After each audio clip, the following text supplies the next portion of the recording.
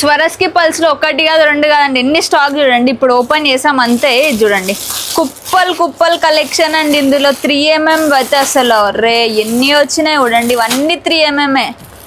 ఇది చూడండి తీస్తున్నా కొద్ది వెళ్తూనే ఉన్నాయి అసలు.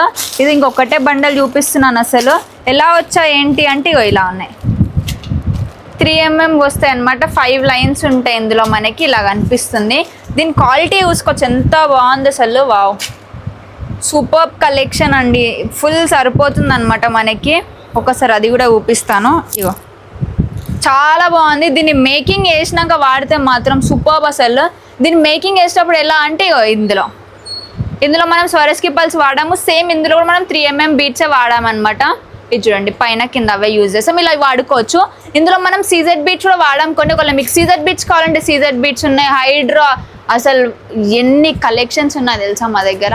ఇంకా మీరు లేట్ అయ్యి చేస్తున్నారు, ఒక్కసారి స్టోర్కి విజిట్ అవ్వండి. మేకింగ్ చేసే ఇంట్రెస్ట్ ఉంటే మాత్రం ఇది పర్ఫెక్ట్ స్పాట్ అనమాట.